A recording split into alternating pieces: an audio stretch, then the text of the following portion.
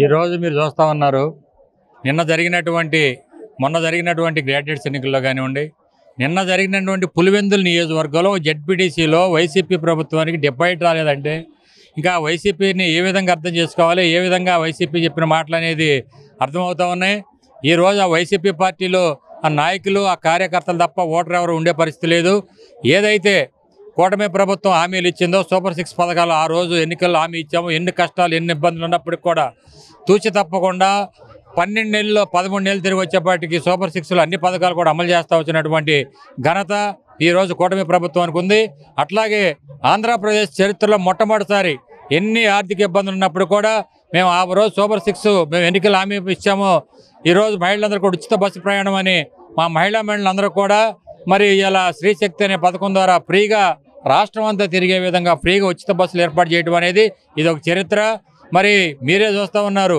మేమేమైతే ఎన్ని ఆర్థిక ఇబ్బందులు ఉన్నప్పుడు కూడా ఈరోజు మేము 4,000 పెన్షన్ తీసుకోండి, అన్న క్యాంటీన్ తీసుకోండి, ఈరోజు స్త్రీశక్తి తీసుకోండి, ఉచిత గ్యాస్ బండలు తీసుకోండి, ఈరోజు రైతుకి మరి రైతు భరోసా అమౌంట్ తీసుకోండి, తల్లికి వందనం తీసుకోండి.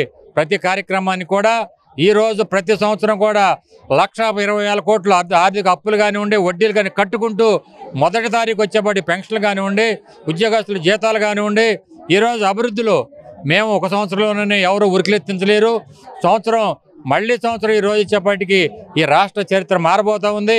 2029 నాటికి పోలవరం అయిపోతుంది, అమరావతి అయిపోతుంది, చింతలపూడి ఏదైతే ప్రజలకు అవసరమైనటువంటి ఇండస్ట్రీలు కానివ్వండి, ఉద్యోగాలు కానివ్వండి, అట్లాగే రైతులకి, రైతు కూలీలకి అందరూ కూడా ఈ రాష్ట్రాన్ని అభివృద్ధి ధ్యేయంగా కూటమి ప్రభుత్వం పనిచేస్తూ ఉంది. అది వైసీపీ ఇంకా ఏమంటే వైసీపీ చరిత్ర మర్చిపోండి. 25 సంవత్సరాలు వైసీపీ అనేది మాట్లాడండి. 25 సంవత్సరాలు ప్రజలు ఇలా క్లారిటీగా ఉన్నారు. ఈ రాష్ట్రం అభివృద్ధి చెందాలంటే చదువుకున్న యువకులకు ఉద్యోగాలు కావాలంటే, రైతు కూలీలకి కూలి పనులు కావాలంటే, రైతు వ్యవసాయం చేయాలంటే ఈరోజు ప్రతి ఒక్కళ్ళు కూటమి ప్రభుత్వం ఉంటే ఈ రాష్ట్రానికి ఇండస్ట్రీలు రావాలి, ఈ రాష్ట్రానికి వ్యవసాయం అభివృద్ధి చేయాలి, ఈరోజు చదువుకున్న వ్యక్తులకి ఉద్యోగాలు కల్పించాలి, ఐటీ రంగాన్ని అభివృద్ధి చేయాలని ఈరోజు ప్రజలందరూ ఈరోజు మీరు చూస్తూ ఉన్నారు. మహిళా మనులందరూ కూడా మా దగ్గరే ఉన్నారు, ఇక్కడే ఉన్నారు. మీరు చూడండి, మాకు ఉచిత బస్సులని ఎవరో బస్సులే కూరేకెక్కట్లే. మాకు ఈరోజు రాజధాని కావాలి, పోలవరం కావాలి, మరి ఈరోజు ఇండస్ట్రీలు కావాలి, సాఫ్ట్వేర్ రంగం కావాలని ఈరోజు ఇక్కడ ఉన్నటువంటి మహిళలందరూ అడుగుతున్నారే కానీ మాకేదో చంద్రబాబు నాయుడు గారు ఉచిత బస్సు ప్రయాణం చేశారు, మేము 14 బస్సులో తిరుగుదామని ఏ వ్యక్తి కోరుకోవట్లేదు. రాష్ట్ర అభివృద్ధి కావాలని ప్రతి ఒక్క మహిళలు కానివ్వండి, రైతులు కానివ్వండి, యువకులు కానివ్వండి, ప్రతి ఒక్కరు కూడా ఈ రాష్ట్ర అభివృద్ధి ధ్యేయంగా కావాలనే కాంక్షలో ఉన్నారే తప్ప మాకేదో ఫ్రీ బస్ కావాలి, ఫ్రీ గ్యాస్ బండ్ కావాలి, లేకపోతే ఇవన్నీ అనేది ఈరోజు కాదు. ఈరోజు మేము చదువుకున్న మా పిల్లలకు ఉద్యోగాలు కావాలని వాళ్ళు అడుగుతూ ఉన్నారు. మేము పని చేసుకుంటాం, మా పని కావాలని ఈరోజు అడుగుతూ ఉన్నారు. ఈరోజు చదువుకున్న ఉద్యోగస్తులు, యువకులందరూ కూడా ఉద్యోగాలు కావాలని ఈరోజు కోరుతూ ఉన్నారు. ఏదైతే నారా చంద్రబాబు నాయుడు కూటమి ప్రభుత్వం హామీ ఇచ్చిందో 2029 నాటికి ఈ ఆంధ్రప్రదేశ్ భారతదేశంలో నెంబర్ 1 రాష్ట్రానికి తీసుకెళ్ళడానికి కూటమి నాయకులు ఈరోజు రెడీగా ఉన్నారని తెలియజేస్తూ ఉన్నాం.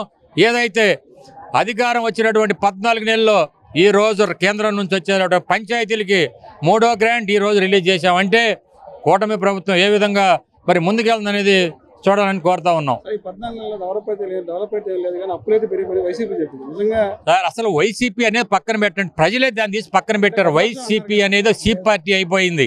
ఇంకా అది వాళ్ళు ఏదో చెప్పుకుంటారంటే వాళ్ళు ఎంతవరకు వాళ్ళ మనుగడ కాపాడుకోవడం కోసం ఒక తల్లికి న్యాయం చేయలేని వ్యక్తి, ఒక చెల్లికి న్యాయం చేయలేని వ్యక్తి, ఒక బాబాయిని చంపిన వ్యక్తిని నువ్వు బయట పెట్టలేనటువంటి వ్యక్తివి ఈ రోజు నువ్వు ఏదో కాకం కవర్లు చెప్తే నేను ఒక్కసారి గెలిపినన్నా నిన్ను ఒక్కసారి గెలిపించారో అదే నీ ఫస్ట్ అండ్ లాస్ట్. మళ్ళీ వైసీపీ కలల గంటం ఏదో ఇవాళ కార్యకర్తలు కూడా మీరు చూస్తూ ఉన్నారు.